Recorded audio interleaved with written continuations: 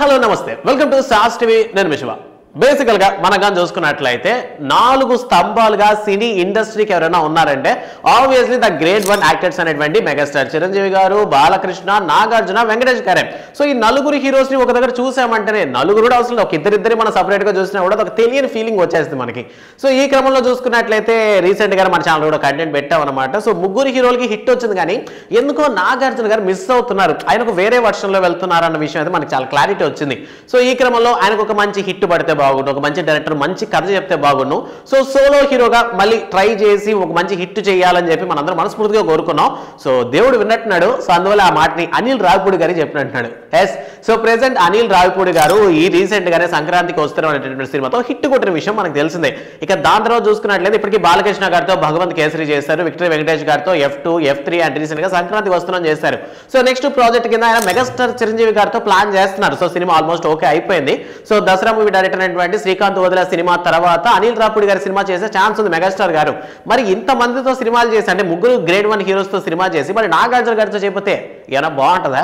So ఈ క్రమంలోనే recent గా నాగార్జున గారిని కలవడం జరిగిందంటే మన అనిల్ రావిపూడి గారు. సో ప్రీవియస్ గా మనం చూసుకున్నట్లయితే నాగార్జున గారి అన్ని సినిమాస్ లో కానీ కంపేర్ చేసుకున్నట్లయితే మనకి హలో బ్రదర్ అనేటటువంటి సినిమా చాలా ప్రత్యేకమైనటువంటి ఒక వైబ్ ని ఇస్తుంది. అంటే ఆ టైంలోనే డ్యూయల్ రోల్లో అది కూడా కవలుగా ఉన్నటువంటి ఒక క్యారెక్టర్ చేయడం అంత ఈజీ కాదు. సో ఆ క్రమంలో కానీ చూసుకున్నట్లయితే ప్రెసెంట్ అనిల్ రావిపూడి గారు కూడాను ఎంటర్టైన్మెంట్ వర్షన్ లోనే ఉంటారు, లైక్ ఈవీవి సత్యనారాయణ గారు ఎలా అయితే ఉంటారో సో ఆ విధంగానే అనిల్ రావిపూడి గారు కూడాను జనాల్ని ఎంటర్టైన్ చేయడానికి ముందుంటారు. సో ఈ క్రమంలోనే హలో బ్రదర్ సీక్వెల్ తీసే ఆలోచనలో ఉన్నారంట నాగార్జున గారితో.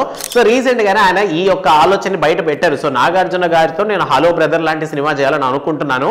సో ఇంకా వీళ్ళైతే హలో బ్రదర్ కి సీక్వెల్ లాంటి సినిమా అంటే నాగార్జున గారు డ్యూయల్ రోల్ లో కనబడేటటువంటి సినిమాని చేయబోతున్నానని చెప్పారు.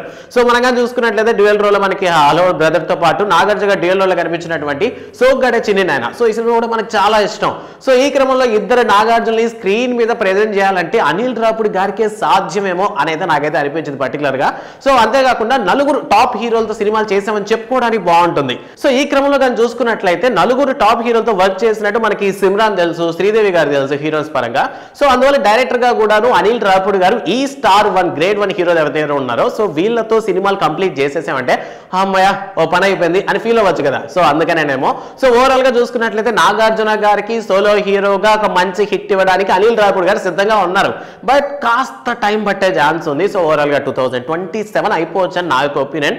బట్ ఈ ఒక్క వార్త మాత్రం నిజంగా మన్మధుడు ఫ్యాన్స్ అందరికి అదే మన అక్కినేని నాగార్జున గారి ఫ్యాన్స్ అందరికి కూడా ఒక మంచి ఫీల్ అయితే తీసుకొచ్చే ఛాన్స్ ఉంది. సో నార్మల్ గా అనిల్ రావిపూడి గారి సినిమాస్ లో ఏదో క్యామియోస్ ఉండడం కొంచెం కామన్ గా కొంచెం బెటర్ గా ఉంటుంది. సో ఐ థింక్ ఈ సినిమాలో ఇన్ కేసు ఆయన హలో బ్రదర్ లాంటి సినిమా తీసారంటే ఆబ్వియస్లీ నాగ చైతన్యను అఖిల్ను క్యామియోస్ తీసుకొచ్చే ఛాన్సెస్ ఉన్నాయి.